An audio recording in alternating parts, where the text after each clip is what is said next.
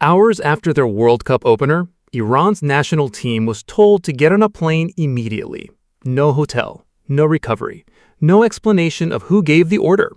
Just one day earlier, the same team had been called a goodwill gesture by the White House. Iran's coach had a different word for it: oppressed.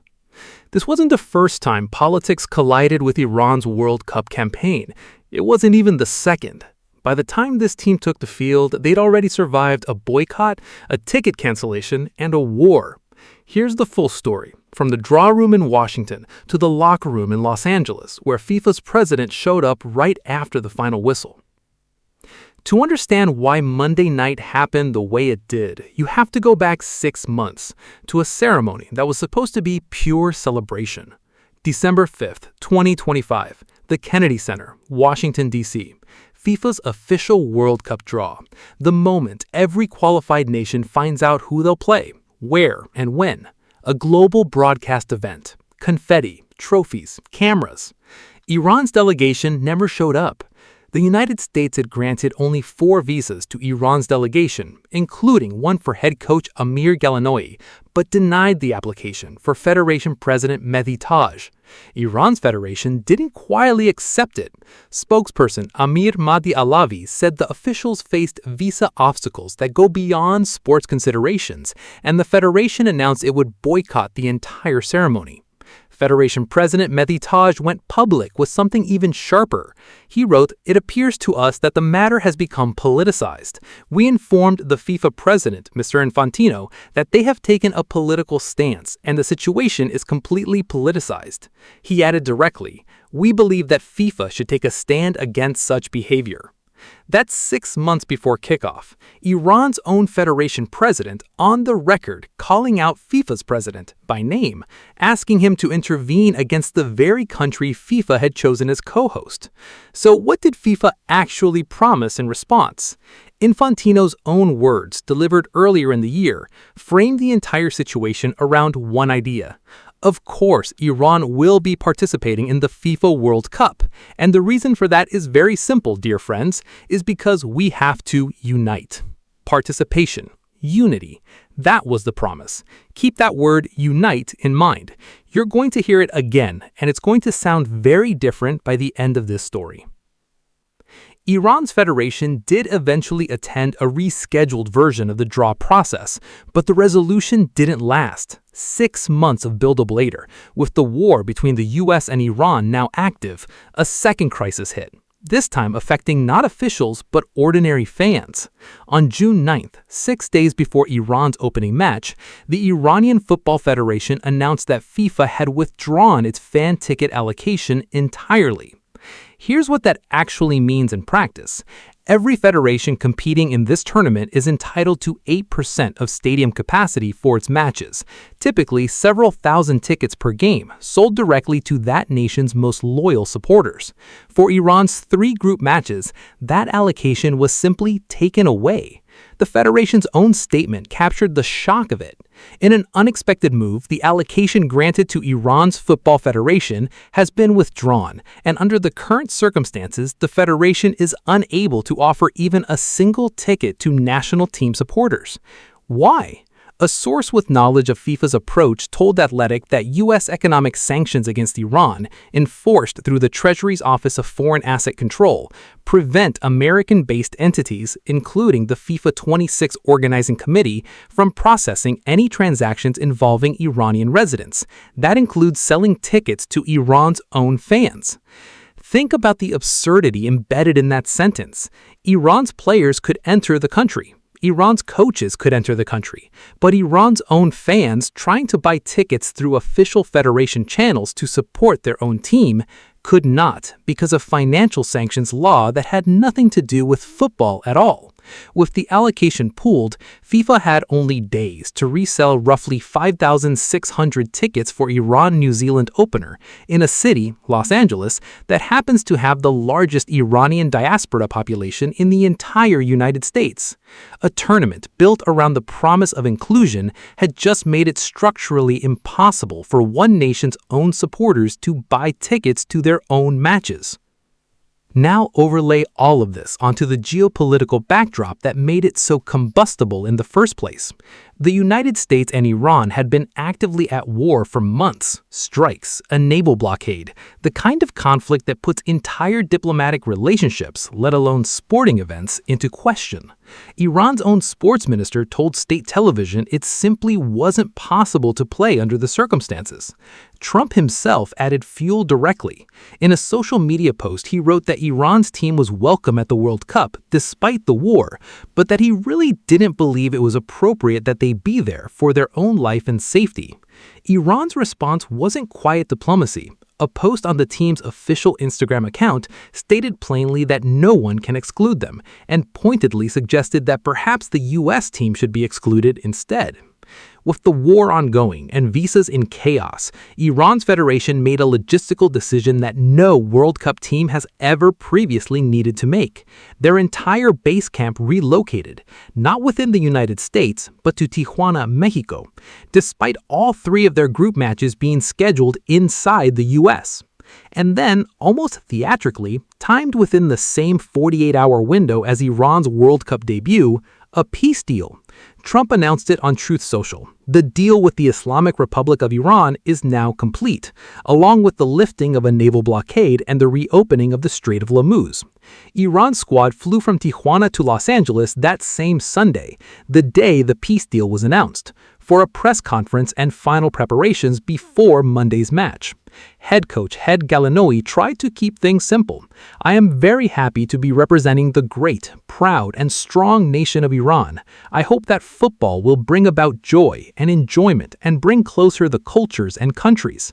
FIFA officials had reportedly told reporters beforehand to stick to football, not politics, and Gallinoi nodded along. But Al Jazeera noted there was no escaping what it called the politics-shaped elephant in the room. This is the moment the U.S. government chose to frame as generosity. Andrew Giuliani, head of the FIFA World Cup Task Force, called Iran's early entry into the U.S. a goodwill gesture, telling Politico, "We want them to be able to compete. Even just coming in the day before the match, I think is another example of the goodwill gesture to the team." He confirmed all 31 Iranian players and coaching staff had received visas, with arrangements that should not affect the integrity of the team. He even revealed something significant. There had been discussions from the top of the U.S. government and with FIFA as well about what happens if the United States and Iran are drawn against each other later in the tournament. A White House task force coordinating directly with FIFA about a potential Iran-USA matchup, quietly confirmed days before kickoff. Monday night, SoFi Stadium, Inglewood. A crowd of 70,108 people, packed with members of LA's large Iranian diaspora alongside New Zealand fans and neutrals, turned the building into something close to an Iran home game. The mood inside split into distinct camps, some defined by anger, others by hope. Outside, a different scene. Dozens of San Diego residents packed the bus headed for the stadium specifically to protest, not the Iranian people, but the Iranian government and the team representing it. One protester put it directly, "We're not going to cheer for anything that is associated with the regime, including this team. This team will be boycotted." Another framed it differently.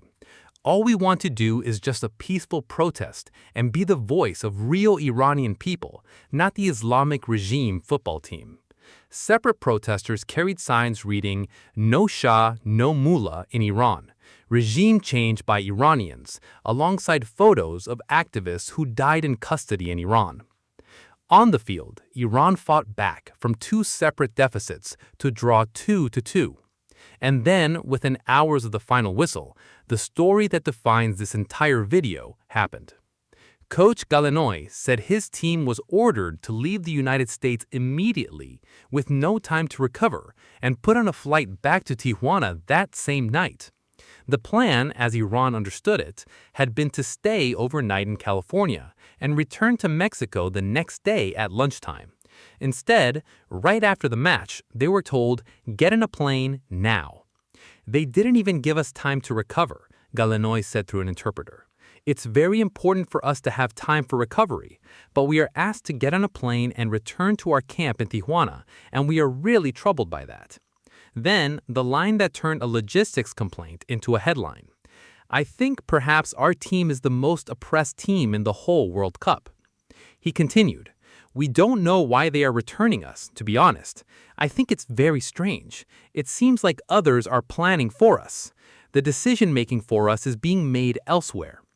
Captain Mehdi Taremi backed that up with the physical toll. He said the round trip required 5 hours of travel and security checks for a journey that normally takes under an hour without the border crossing. He warned the rush turnaround would directly affect his and his teammates' rhythm heading into their next match. One detail offered partial context. A source told ESPN that forward Mehdi Tarabi's visa had expired, contributing to the team being asked to return to Tijuana right after the match. One expired visa. The entire 31-man squad sent back across the border, same night. The U.S. government's response directly contradicted Iran's account. Giuliani told the Associated Press, we were clear this was the process, insisting the rush turnaround had been the plan all along. Two completely incompatible stories. Iran says they were blindsided. The U.S. says nothing changed. Neither FIFA nor any neutral party has stepped in to clarify which version is accurate. The FIFA twist. And this is where football's governing body stops being a bystander in this story and becomes part of it directly. Captain Mehdi Taremi revealed that FIFA President Gianni Infantino personally visited Iran's locker room after Monday's match. The president of FIFA, the man who 6 months earlier had told the world Iran's participation was about unity, walks into the locker room of the team that within hours would be put on a forced flight out of the country. Taremi's reaction to that visit is the most important quote in this entire story. For sure, he wants to try to help us, but it's about other things too. Everyone knows it.